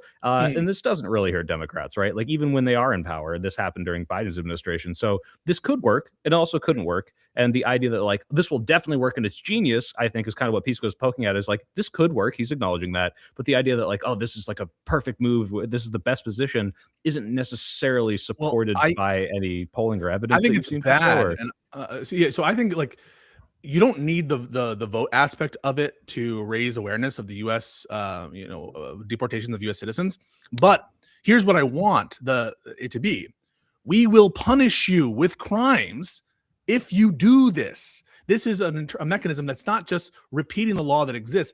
I want the demand: if you're going to do a signal vote, have it be a good signal vote on something with fucking teeth. That's what I want. That's a different argument. If it's not going to, no, well, that's my argument. It's like, it's going to piss off all of your base that you want should be excited about it. And for what end? If it's just a signaling vote for the memes and you want to bring awareness to it, why not give it some fucking balls? Right? Like, and so why have this like just ban it? Like, okay, ban it. It's already banned. How about we punish it with crimes and we have some teeth to it? And if that was the position, I would be like, that's based. Plattner, what the fuck are you talking about? We don't actually have an assumption that this kind of violation of civil rights necessarily implies criminal punishments. That's why this is good, and we should force a vote on this. So that's what I'm trying to say is, if it's just signaling vote, let's give it some fucking balls. But Pisco, you admit we're in the beginning stages of the negotiation process. There could be more to it, where maybe they learned a lesson from the Epstein Files Transparency Act and said, okay, he ran through those deadlines and there was no punishment, so they may write some punishment into this that could rise to what you're looking for, right? It's possible that the reporting is misleading. It's just they didn't give the full scope of the provision they're arguing for, in which case I will 100% apologize. Here's the feeling I get, IRI. It feels like we're negotiating against ourselves. It feels like and that's what it feels like from the base perspective. It's not from the lefty perspective. From the base perspective, it feels like we are anchoring ourselves to the compromised position starting out of the gate. And it feels like the negotiation strategies are... Wait, hang on. I got to cut you off here because I'm reading an article. Jeffries also stipulated that there must be language in any new DHS bill empowering state and local law enforcers to conduct their own investigations and perhaps bring their own charges in cases of alleged misconduct by DHS officers. That's another fucked up thing. Because I think, well, making it explicit probably is better with those specific areas, but that's assuming that they're not already empowered to do that kind of stuff, that they're not already empowered to do those investigations. When I think that it's one of the areas of weakness of Minnesota right now, the state actors, Keith Ellison and Tim Walz, is I haven't seen an update on the murder investigations that they're running. I think they should have charged this week. I think they should have charged like a week ago. But even if you're not, just giving an update on it. So it's run into the same problem with that, the state actors aspect. And yes, that's not specifically what I'm talking about. The specific deprivation when it comes to the deportation, right? The deportation of a citizen. It's not clear that that would have a state nexus there, or that there ought to be a state nexus for a state to sue in that capacity, or for states to be able to investigate that shit. That almost to me would seem like potentially the Supreme Court's going to strike that down. And yeah, I just want there to be a broader set of teeth to the kind of propositions that are being offered. And I don't think that like just reiterating things that I take to already be the law is useful. Maybe sometimes when you actually have the power to pass something. An example of this is the Electoral Count Reform Act, where I actually do think it's already the law that the vice president has a merely ceremonial role. But in that context, when you're trying to like cut off bad faith actors and you have a majority already to vote for it, maybe you can say okay there. But in that context, I don't like it. Do you contest that including this kind of language in these budget negotiations will make potentially millions of Americans aware of something that they weren't otherwise aware of before, which is the fact that they're deporting U.S. citizens? And do you dispute that it would be a political liability for any Republican to vote against such language, and that you could exploit that by doing a kind of signal vote and getting these Republicans to, I mean, the headlines kind of, the campaign ads write themselves, like so-and-so fucking senator from, West Virginia was opposed to language banning the deportation of U.S. citizens. Like, do you even dispute that there's value there, potential, like very real value there, political value? Potential meaning it's possible that it could be valuable. Don't do this. Come on. I'm asking you. You know what I'm asking. No, I don't. Yes, you do. Is it plausible that this could be a massive benefit politically to Democrats? That's what I mean. I don't think it's going to be I don't think that it's likely that it'll be a massive benefit to Democrats that include this language in there. That said, on the margin, I think I would rather have some language in there addressing it, but I want the language that's in there addressing it, or whatever signaling value is going to be there, to be with respect to a provision with fucking teeth and balls. That's what I'm saying. And so the comparison isn't between a world in which, the same as the last thing, right, Pisco? Right. Like you and I, with it's like, hey, do we think this is a win but not a victory? This is just us being greedy and wanting more. It's not saying this is bad, like not at all. Yeah, and so I want to be able to like put forth this negotiated position to my audience, be like, this is based as fuck. Everyone should be voting for this. We're so excited. Look at how evil they are. But with this, it's like, guys, this is just this. I have to like acknowledge the meta of it if I'm trying to sell this and trying to make a thing about it. If I were to go, like, imagine me going on Tim Pool and being like, wow, you guys voted against requiring citizens to do whatever, and they're like, well, isn't that already illegal on your view? I'm like, well, yeah, but it was a signal vote. So I want to have, as an influencer, the ability to look at something and be like, this has balls, this has teeth, to get excited about it. And the comparison isn't between, well, if you don't do anything versus do you include this provision? The comparison is, do you include the provision versus do you include the provision with teeth as I wanted? And on both those scores, I think you have to concede that the one with teeth is better. And I don't know why we would negotiate against ourselves and do the one without teeth. I just think we're early in the process. Schumer said they're going to spend the next 2 weeks negotiating, and I wouldn't be surprised if more solid language comes out from that. But also, I think Hakeem Jeffries has set the Democrats up to get even more concessions, because he's told Mike Johnson, you got to pass the rule on your own with no Democratic votes. So Mike Johnson might fail tomorrow at that, and then he's got to come hat in hand to Hakeem, and that gives them room to ask for even more. So I don't know. I guess, Pisco, is it unfair for me to say that we're early in the process? And it feels like I don't know what you read. I'd be curious to know, but yeah, I haven't seen any like definitive language that makes me think that they're going to be toothless requirements. This is the tweet.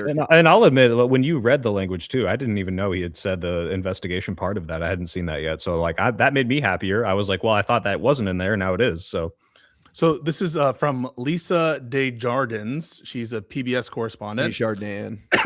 Sorry, my bad. House Democratic leader Representative Jeffries just told me in his news conference that he wants a ban on deportation of U.S. citizens as part of a deal on DHS conduct and the immigration crackdown. I read this and I'm like, you're like, why, Pisco, could you be pissed at that? I'm like, well, what the fuck?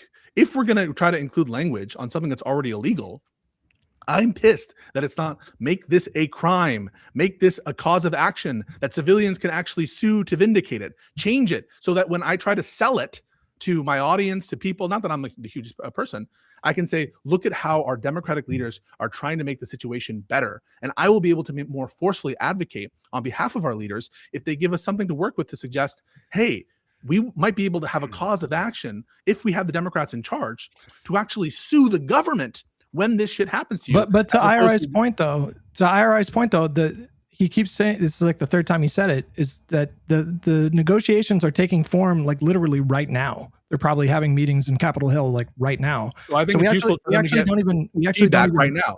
We actually don't even know the specifics of what they're hashing out. And yeah, should we give feedback right now? It could be in 4 days we're having a different conversation because there will be language about, maybe making it easier to sue the federal government if they deport a U.S. citizen. But what Pisco's saying is if there isn't the language, then it's going to be a little bit feckless in his eyes, and it's going to fit that kind of Democrat stereotype. So yeah, right. It's like as long as we get there. And actually, I would say, I wanted to your point, Pisco. Even if we're just looking at this materially as like what helps in the midterms, what helps in the optics, like if we don't get the actual concessions of, hey, we're going to punish people who commit the crime. What looks better? What invigorates people? Hey, I'm going to enforce the law on the books. And it's like, well, what the fuck? Like they're already there. Or I'm going to change this and make it better. Like that language of I'm going to materially improve this and not, hey, we have to enforce the laws on the books. It's just better messaging. It's but like, it would be under the executive branch, the people that would be doing these kind of prosecutions. And so let's say there's no doubt. Well, there's no doubt about that, but there could be a civil cause of action as well that they could create. So anything that's enforceable, if it's a criminal penalty or whatever, presumably the federal government would be the one enforcing that. There, you could include a civil component into it as well, given the right to sue. But even putting that aside, Hutch, like it's just an easier message. We're changing fundamentally how it operates when this happens. And for the same signaling reasons that you state, but the signaling of just keeping things, re-banning it, I don't think for me, it leaves me in an annoying spot where I'm having to get excited and like excite my audience about provisions that I think have no effect and are lame. Well, Pisco, I applaud that you want more to fight on behalf of the Dems. I say that sincerely. Like I appreciate that. But I think this is just a passing comment from Hakeem Jeffries to Lisa. She's a PBS News reporter. He's just trying to throw something out there like we're going to get them to not ban, throw out Americans, whatever. But I really think the masks off, body cams on will be the teeth of this and neuter. I know Hutch thinks the warrants and all that and the no roving bans, but I think the masks off will completely neuter what Trump is doing with ICE. So to me, that is the big part of it. Yeah.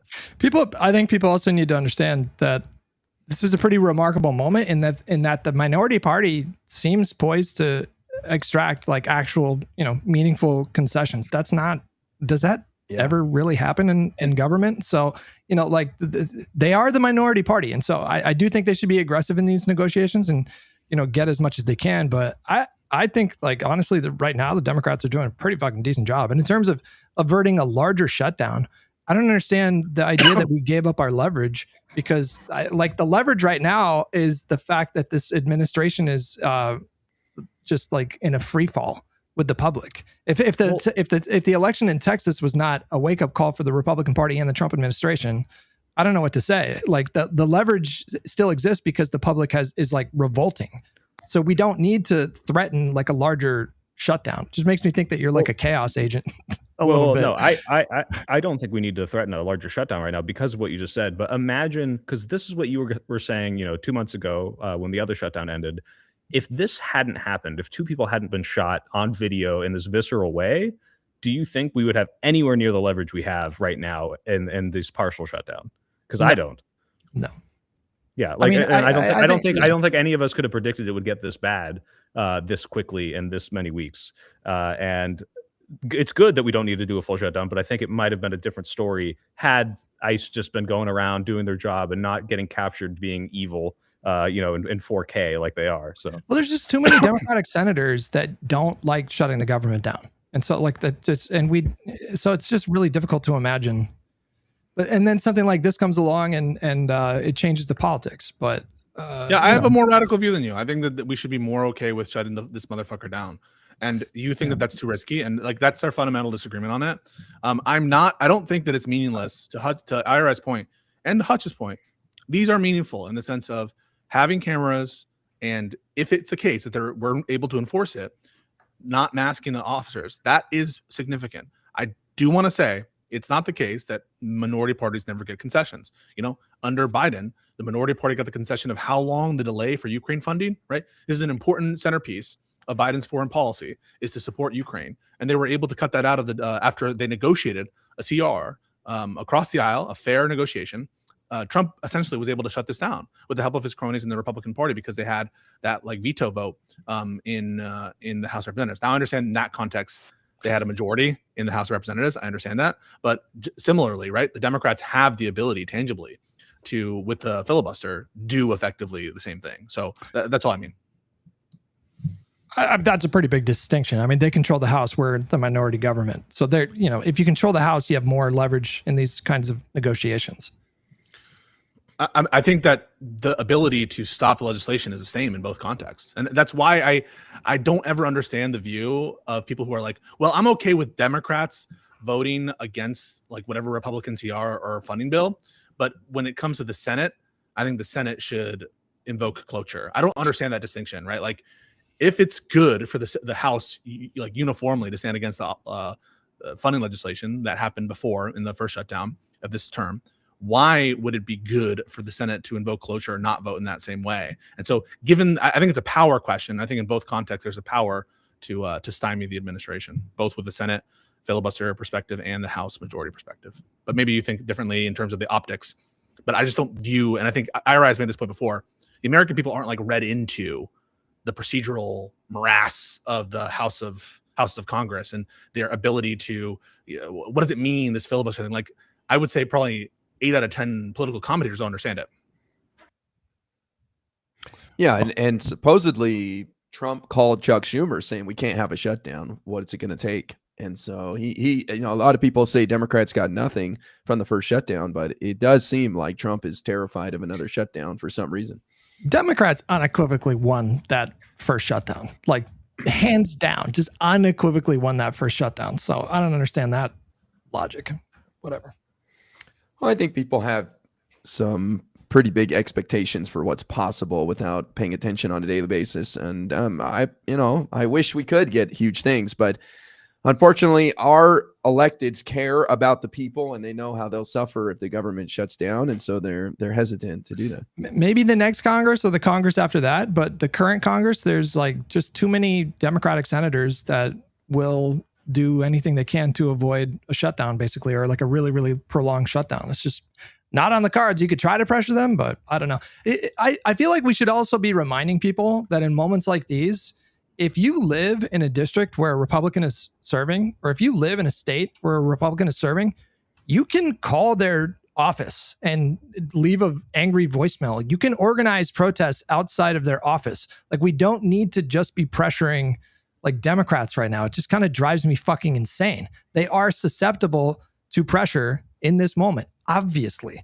So yeah. Like, even if you have a Republican family, talk to them about church, like present these issues as they are, show them videos of people being shot and be like, hey, call them and tell them to stop this. This is like the grassroots stuff everyone talks about. Like, hey, local politics is just as important. Well, local politics sometimes means getting in your community and pressuring your local house member. Like, you should know who your local house member is and yell at them. Like, you can do this. It's great. Yeah. Just drives me nuts. Just drives me fucking insane. Because that part seems to be just like totally lacking. I'm not even just talking about like far lefties here. I'm talking about even just like regular normie libs that are kind of like resist libs that are super pissed off and talk a lot about the Democratic Party leadership. Like, if you live in a state or a district that is governed by Republicans, you can fucking demonstrate and organize protests and do all kinds of things to push them. And there's just no collective they're not like that right now. You assume that resistance. Well, what are you saying that I'm not saying? Well, yeah, to be fair, Hutch, you are saying the Twitch, Twitter, or keyboard warriors, right? Like, who probably aren't doing these things, but trust me, the wine moms, they're out there calling for blood in the streets. They're already out there protesting. Yeah, no, that's what I'm saying. I'm talking about them. But like, they could just as easily organize protests outside of Republicans. That's what I'm saying. They are doing this. I've seen that. Is there a reason why they're not? In super liberal Berkeley, they're out there at the local ICE facility. I know people in Pennsylvania are doing it at their local Republican office. Like, again, I don't have the data on this, but like, I think the resist libs have been kind of on point with this. Like, if anyone's screeching into the void at Democrats, it's usually the terminally online people that don't have these communities. But I do think the resist libs are out there, and part of the full apology tour for like being right since 2015 about Trump being Hitler. 100%, and super fucking on point. And one other thing is, part of the reason why it's concentrated in these Democratic areas is because that's where Trump is targeting with the ICE stuff. Like he's targeting these Democratic states and Democratic cities. And so that's where you're seeing like an outsized part of people calling out and talking shit in those places where the biggest effect of Trump's corruption and deployments with its National Guard, military, or ICE. Yeah, I think we moved on from something really quickly, and I want to revisit, even though it's not serious. But it's Trump live calling these people during raids. Can you imagine him being like the guy in the chair, like I'm looking, and you're all tiny little yellow dots down there, and I don't really know which, maybe left, maybe right. I don't know. Just go in. Like, I think that's fucking hilarious. I think I want to see the Trump Situation Room when we're doing like the terrorist raids and like the fucking SEAL Team 6 telling him to shut the hell up while he's in their ear, because I would pay money for that. It's really bad, like procedurally, to have the president is so intimately involved in an FBI raid in that kind of way, and like, you know, having Tulsi Gabbard there to sort of like spy on what was happening and tell him what, like, obviously that the corrupt implications are like deeply alarming. But there's also the damage that he's doing to the general public who now view this kind of thing to be normal. Like Soy Pill, you mentioned, I think last week or the week before, was it you that was talking about how like young people now, all they know of American politics really is like the Trump administration, starting with the Trump administration. And so like in their minds, it's like a normal thing for a president to, you know, direct DOJ to investigate people and call into a fucking FBI raid for, you know, live updates. But it's not. These are like deeply corrupt actions. And, you know, I love Josiah. Josiah's my boy. I love Josiah. He's my boy. But, you know, for example, he was on Twitter today saying that the next Democratic president should run on, I think we've talked about this on the podcast like a few times, but he's saying that, like, you know, potentially Gavin Newsom should run on, you know, prosecuting former cabinet members. And no, wait, shouldn't. I agree. Absolutely, you should. No, absolutely. No. I want trials. I want Nuremberg trials. Okay. The difference is the decorum's out the window. The decorum's out the window. It's absolutely out the window. And when they've actually done the fucking crimes, I absolutely want the ability to go into that voting booth knowing my vote is going to help punish the people for fucking trying to cheat and steal and kill Americans. I want them in jail for this shit. I am. I would refrain from Jones QAnon. Hutch, I would refrain from like commenting in depth about specific actors unless really, really pushed by like some questioner or something. I would say I'm going to appoint a prosecutor to take a look at the criminal actions by the administration, and it's not political for me to do so because it's not political to stand up for American rights, and I'm not going to put a thumb on that investigation. But how can you not say that? Like, that's my main issue. Like, accountability and punishment and structural reform with respect to all the things that trigger the need for accountability and punishment, that's my number one issue. And for you to say like we should not, maybe like there's ways in which you're saying it that I would agree with. I don't actually think the president should involve himself in the day-to-day charging decisions. I agree with that. And I don't think that you should say I'm going to like put this specific officer like behind bars. I would agree with that. But in terms of running investigations, because some people need to be behind bars and we need to have punishment, that general proposition is the most important part of a Democrat's platform to me. No, I like, look, I agree. Like I want trials. Like I want criminal trials for this corruption. So I'm not over here, you know, like, okay, so not lock them up, but accountability as like a campaign platform. Yeah, you can phrase it in a very general way, but as soon as the president or a candidate starts getting into specifics about I'm going to charge like former cabinet members or I'm going to direct DOJ to investigate former cabinet members, that's actually a really good norm in this country that we not have that kind of thing. And you can get the same result by just fucking literally appointing Jack Smith to be AG. Just appoint a bulldog and you don't even have to like say the words or pick up the phone. You know he's gonna go fucking ham on Let's people. Compromise. I'm okay with Democrats dog whistling about locking them all up. 100%. They should dog whistle about it. And I get behind dog whistling. I mean, as long as it's like very broad, but like it is not a good. We will restore decorum and sanity to this administration. How about that? We will hold them accountable. We will punish criminal wrongdoing within the previous cabinet. We will do that. No, I don't think you should. I don't think you should even get into specifics about the previous cabinet. I will.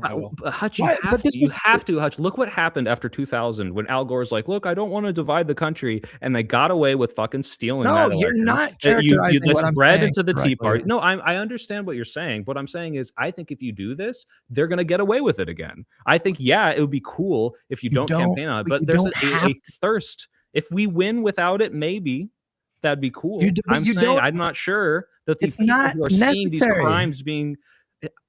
It's not necessary to corrupt it in that kind of way, and that is corrupt. Do you guys even disagree that that's corrupt for the? It's corrupt. The president. It's corrupt. Well, that's why I think the pardons were corrupt of Hunter Biden. Just putting it out there. I do think it would be corrupt. Is it corrupt for the president to say we're going to go after the previous administration? Not inherently, no. What do you mean? How is that not corrupt? Like that? I feel like they did crimes. Okay, wait, Hutch. What if they did the worst crimes ever? And so we can't say anything about punishing them. We'll be like, look, guys, this country, we don't want to divide it more. Every administration is allowed to get away with it. And then after you get into office, like, rug pull, we're actually fucking going to prosecute you. Like, you're just allowed to not talk about these things during the election. No, like, how does that work? If it's coming from the president, and the president is directing DOJ to go after specific people or specific groups. That's not what we're saying. We're not saying that. I agree on that. I agree with that. No, but you said you want Gavin Newsom to say that you'll pursue accountability for the Trump administration.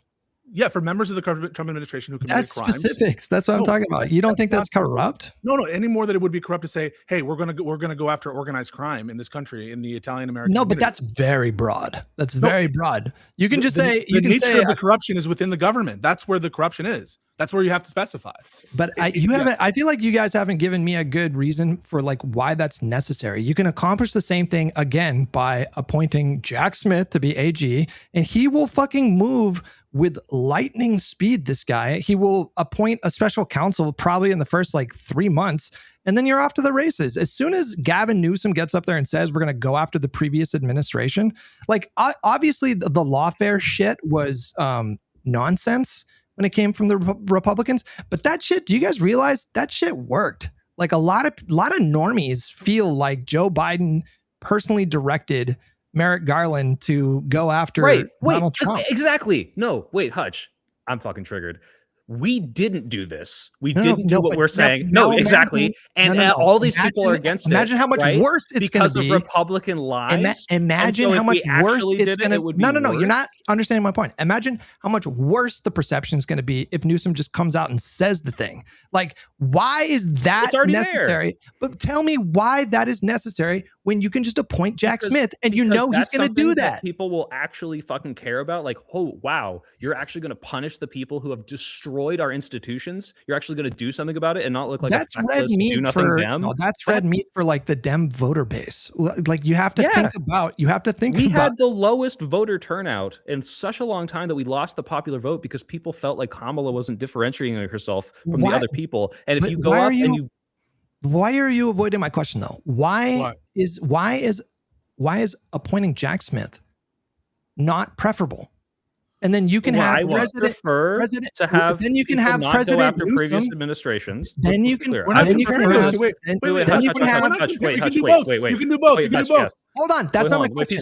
Why is your method better than just appointing Jack Smith and not saying I can tell you. Because I'm thinking that this is going to depress voter turnout. I think voters will be like, why the fuck are you saying you're not going to do anything about this? Like, this is crazy. You're just going to let it happen again? No, you talk in a very general sense about cracking down on government corrupt. No, you're not. You're saying you're going to go after the Trump administration. No, wait, hang on a second. Just say you're going to go after government corruption. That's all you got to say. Like what we're seeing now, like we're seeing a bunch of corruption. So just say government corruption. This is what you can say. You can say, I'm not going to prejudge any investigation, but we are going to launch criminal investigations and I'm going to make sure that whoever I appoint as Attorney General will be will try to find accountability for the actors in this administration who have done any criminal actions. Why is this necessary? I don't understand. So here's the question, right? Like you're saying, why is it necessary? Is your question about why would it be good, or is your question is it strictly necessary? is it worth the potential baggage and damage that Hutch, could do to the administration? Don't you want Newsom fully focused on delivering his agenda? Like, if you do this, part of that agenda is accountability and punishment. That's part of the agenda. That has to be. So Soypill just answered you. Soypill just answered. You can say I don't believe you. Soypill says he believes the electoral benefits of signaling that way will outweigh the cost. Now you can say that I don't believe him. That's crazy, man. You can't say he didn't answer your question. Why? And also, Hutch, if you had polling to show otherwise, I would change my mind. If you showed like, hey, when people talk about this depresses Democrat voter enthusiasm. Yeah, I'd be like, okay, then we should absolutely not be saying this. Like, if this increases the like, I feel like politics is too divided and it makes me not want to vote, then I'd be like, okay, you're right, this is bad messaging. But until I see that, I want the red meat. Give it to me. Vote. Sorry, go ahead, guy. Let me try to back up Hutch a little bit here, okay? But I think what Hutch is trying to say is, even if we don't have the public's trust, then any accountability we pursue won't lead to anything. So if the public doesn't believe that these are impartial investigations and they take it as it's just revenge from the left on the right, then we'll be right back to where we are. So first and foremost, I think what Hutch is saying is we have to reestablish that trust. And how do you do that?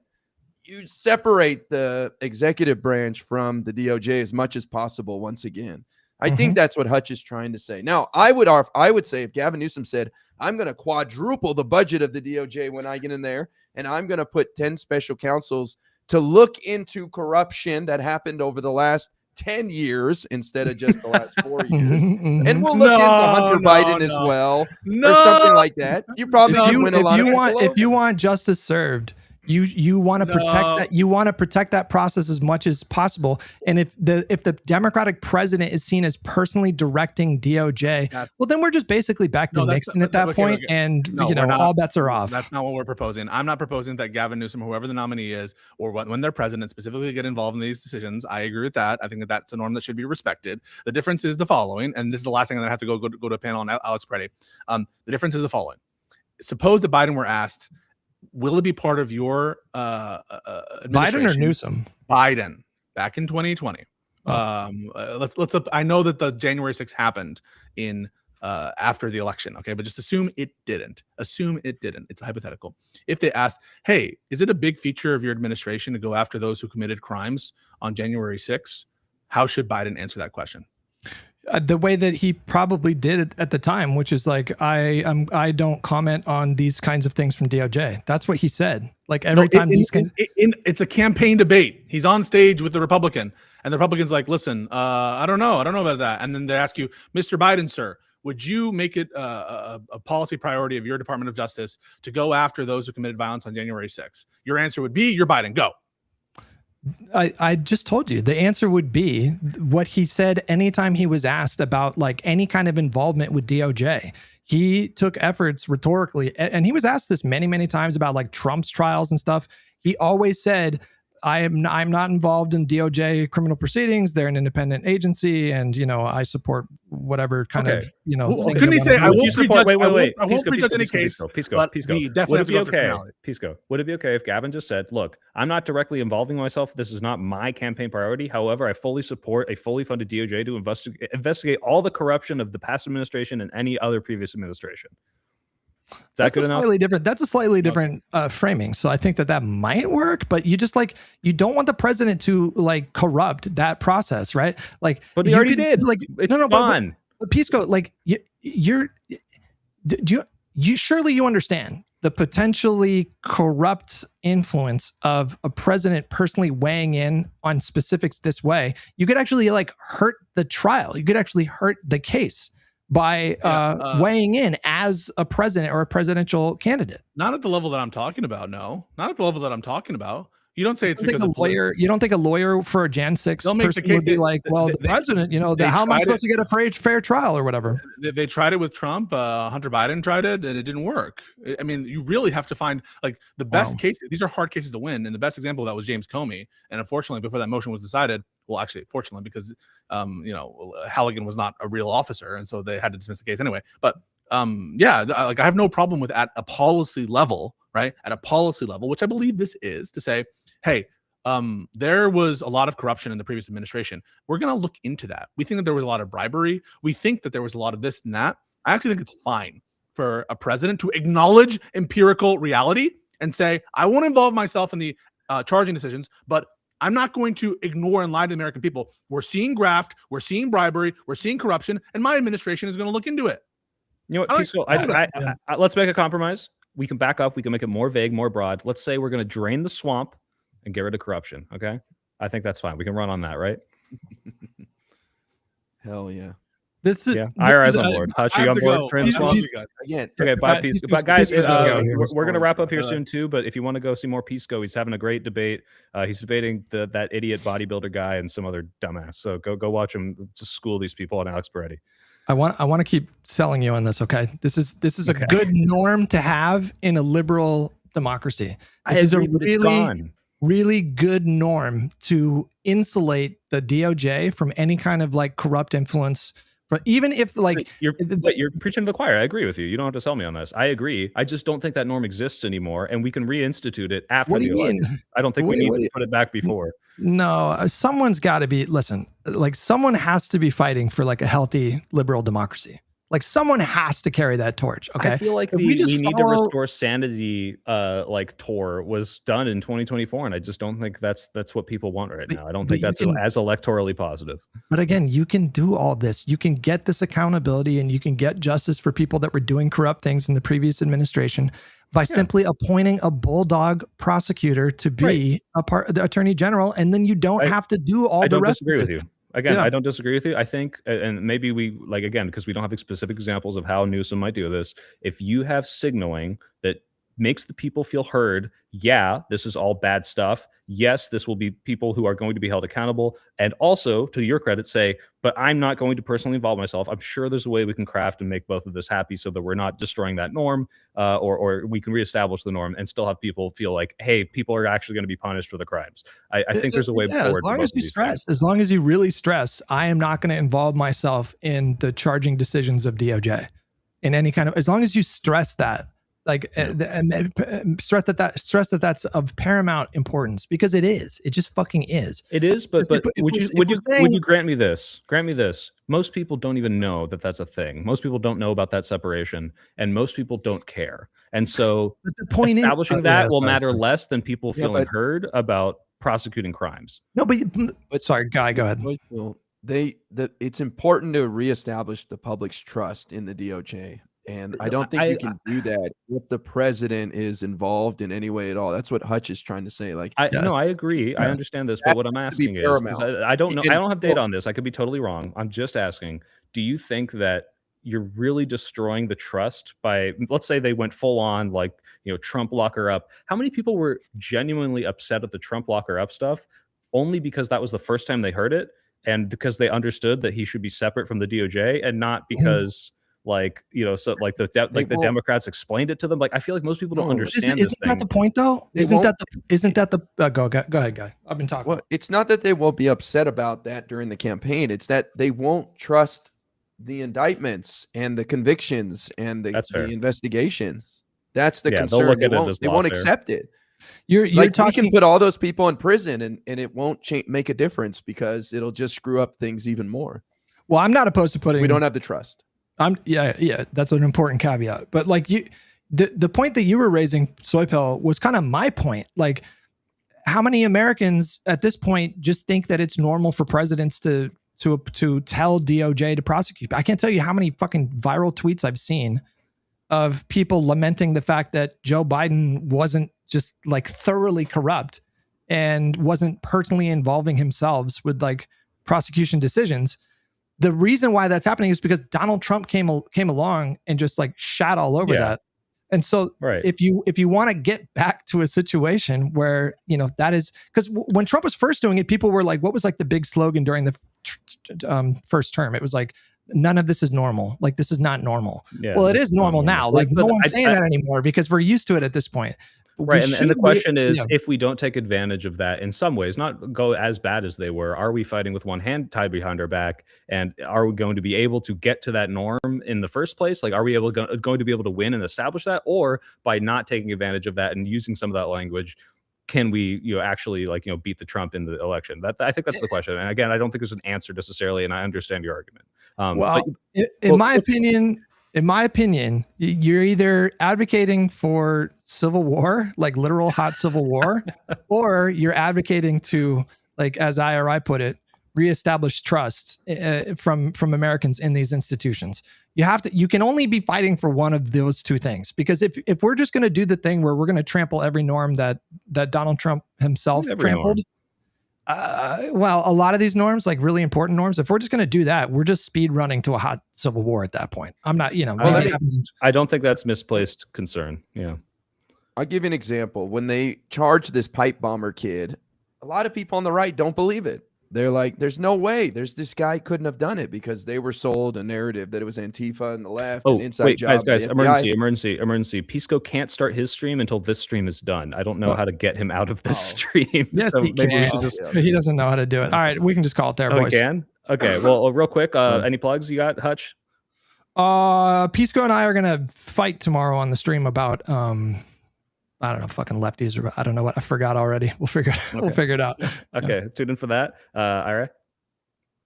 Nothing politically. Tomorrow night I'll be at the Ducks game hosting some Offspring night, so that'll be fun. Nice. And nationally televised game, so you might see me on national television. You are still, and probably will always be, the most famous of any of us, especially if you run for office. Last thing, guys, Lena Hidalgo, I don't know, I think Hutch, you've confirmed, and then I don't know if Guy and Pisco, if you can hear Lena Hidalgo on Wednesday, 2 p.m. Central Time. She's a Texas Harris County judge, wants to talk to us, so we're having like a little mini live and learn then. If not everyone can make it understandable. The other thing is the thing that Jonah had reached out to us about, which is this Minnesota fundraiser. We're raising funds for victims of ICE agents, and we're talking with people such as Mayor Frey and other Minnesota politicians. That's going to be 8 Eastern time. I don't think it's on Live and Learn. It'll be a panel that I'm going on, but if any of you guys are interested, you're all still available, reply to the Discord message. Please go and tune in for that. So, 2 big things on Wednesday. All right, boys. Good chat. All right, cool. All right, let's free Pisco. Bye, everyone.